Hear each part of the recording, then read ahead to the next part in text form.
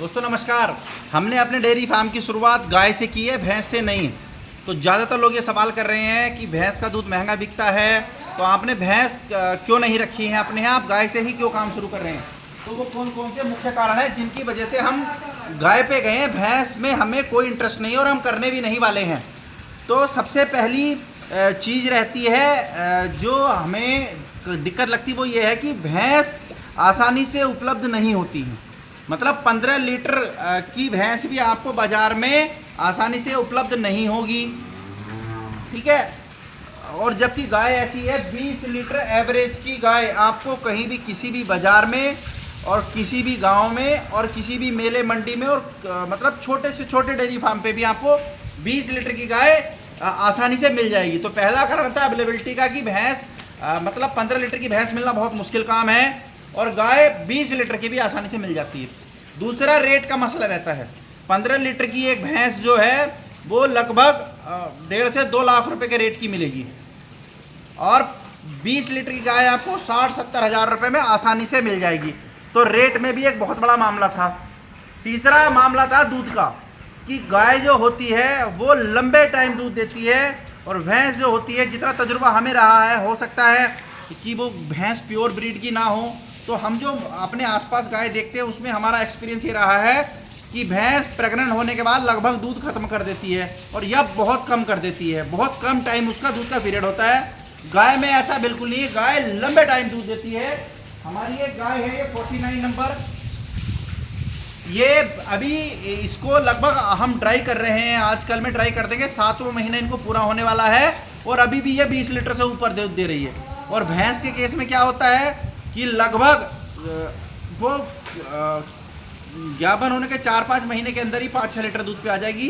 तो 4-5 पे भी आ सकती है, हो सकता है वो दूध ड्राई भी कर दे। जितना हमें अनुभव रहा है तो दूध के मामले में भी हमने गाय को ही फर्स्ट रखा है। अगला जो मुख्य कारण है वो है ब्रीडिंग करना, कि हमें अपने फार्म की ग्रोथ करानी। जैसे आज हमारे यहाँ बच्चे तैयार हो रहे हैं, तो भैंस और गाय में मुख्य अंतर ये है कि गाय का जो अच्छी ब्रीड का बच्चा है तो वो अगर आप अच्छी डाइट मेंटेन रखेंगे तो 11 से 13 महीने के बीच में वो कंसीव कर लेता है। मतलब 12 महीने का एवरेज जो है वो पूरा रहता है गाय के बच्चे के प्रेग्नेंट होने का, और 20 से 21 महीने में वो बच्चा ब्याह लेता है और आपके यहाँ दूध देना शुरू कर देगा। भैंस के केस में इसका बिल्कुल उल्टा है। लगभग 18, 20, 21, 22, 24 महीने, मतलब लगभग 2 साल का एवरेज है जिसमें आपका बच्चा प्रेग्नेंट होगा और वो अगले साल ब्याएगा। मतलब जब तक भैंस का बच्चा पहली बार ब्याएगा, गाय का बच्चा एक लैक्टेशन पूरा कर देगा और दूसरे बार में प्रेग्नेंट हो जाएगा। तो यहाँ पे भी बहुत बड़ा नुकसान हमें लगा है। एक और बड़ा कारण ये है कि गाय जो है वो 9 महीने कुछ दिनों में काविंग कर लेती है और भैंस 10 महीने कुछ दिन में काविंग करती है। तो ये 1 महीना हम ड्राई पीरियड का ज़्यादा मानते हैं भैंस में, गाय में ये कम होता है। तो ये 1 महीना भी अगर हम देखेंगे, मान लिया हमारे पास 50 गाय या 50 भैंस है, तो 50 महीने का नुकसान हमें हो रहा है, चाहे वो चारे में हो या वो फीड में हो और टाइम में भी। मतलब हमें इनडायरेक्टली 1 महीने का नुकसान हमें लगा। एक और बड़ा कारण है कि गाय के केस में क्या होता है कि हम जो हाई मिल्किंग काउज होती हैं या जो जिन गायों पे हम काम कर रहे हैं, इनके नीचे बच्चा लगाने की आवश्यकता नहीं होती है। जो आपको मिल्किंग स्टार्ट करने के टाइम पे बच्चा नहीं लगाना पड़ता, भैंस में आपको बच्चा लगाना पड़ेगा।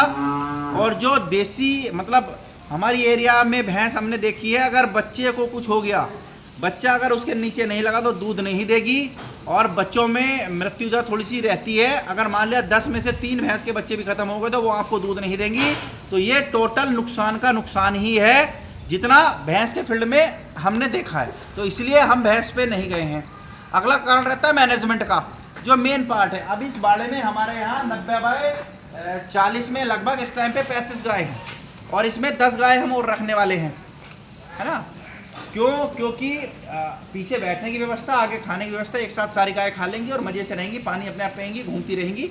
8 से 4 बजे तक इनको कोई देखने की ज़रूरत नहीं है। भैंस के केस में ऐसा नहीं है। भैंस को मैनेजमेंट बहुत चाहिए। भैंस ज़्यादा जगह भी लेगी बैठने में, खुला नहीं छोड़ सकते, आपस में लड़ लेगी, सींग तोड़ लेगी, ताकतवर होती, किसी दूसरे को चोट मार देगी। उसको अगर बांध के रखेंगे तो मैन पावर ज़्यादा चाहिए मैनेज करने में। उसको पानी भी बार बार पिलाना है, आपको व्यवस्था पे भी ज़्यादा दिक्कतें रहेंगी। तो ये एक और मुख्य कारण था जिसकी वजह से हम भैंस पे नहीं गए हैं। तो जो लोग सवाल कर रहे थे कि भैंस पे क्यों नहीं गए हम, इसलिए भैंस के काम पे नहीं गए हैं। भैंस के काम में एक ही प्रॉफिट जो लोग अक्सर सोचते हैं वो ये सोचते हैं कि दूध महंगा बिकता है। भैंस 8 लीटर के एवरेज में दूध देगी, गाय 20 लीटर के एवरेज में दूध देगी। तो अगर वो दुगने रेट में भी बिक रहा है तो भी गाय के काम में ज़्यादा प्रॉफिट है। गाय की मैनेजमेंट आसान है, गाय कंपेयर देन भैंस कम चारा खाती है और गाय का बच्चा जल्दी तैयार हो जाता है, लंबे टाइम दूध देती, गाय ज़्यादा दूध देती है और गाय के बच्चे की वैल्यू भी कमर्शियली ज़्यादा लगती है हमें भैंस की अपेक्षा में। जो भैंस में ब्रीड सुधार करके ऊपर चले गए उनकी बात तो अलग कर दूँ। 95% में क्या होता है कि आप भैंस का बच्चा अमूमन उतने रेट में नहीं बिकता जितना गाय में बिक जाता है। एक 30-35 लीटर की अगर आपके पास गाय है, 25 लीटर की भी गाय है और उसको आपने अच्छा इंपोर्टेड बुल का किसी का सीमन लगाया है और उसकी बछड़ी अगर आपके यहाँ तैयार होगी तो उन्होंने 1.5-2 लाख रुपए में फर्स्ट टाइमर आसानी से बिक जाएगी, क्योंकि उसकी मिल्क कैपेसिटी 25 से 30 के बीच रहेगी। दूसरे तीसरे में वो ज़्यादा जाएगी, कम टाइम में तैयार होती है। तो इसलिए हम गाय पे गए हैं और हमें फार्म बड़ा करना है तो हमें मैनेजमेंट का रोल बहुत देखना था, कम लेबर के साथ हमें काम करना था। मतलब गाय तो 200 भी हो जाए तो केवल चारा डालना है, पानी वो अपने आप पी रही है, मिल्किंग करनी, मशीन से मिल्किंग हो जाती है। तो मैनेजमेंट वाला पार्ट भी मेन था, तो इसीलिए हम जो है गाय पे गए हैं, भैंस के काम पे हम नहीं गए हैं। तो जो हमें दिक्कत लगी है, हमें कमियां लग रही थी भैंस में, वो हमने आपको बता दी है। आप अपनी एरिया के हिसाब से, दूध की सेल के हिसाब से और अपनी सूटेबिलिटी के हिसाब से आप अपना व्यवसाय चुन सकते हैं। तो भैंस के फील्ड में हमें ये कमी लगी है, मैंने आपके साथ शेयर की है। कोई और भी आपका सवाल रहेगा तो हमसे पूछ सकता है। धन्यवाद।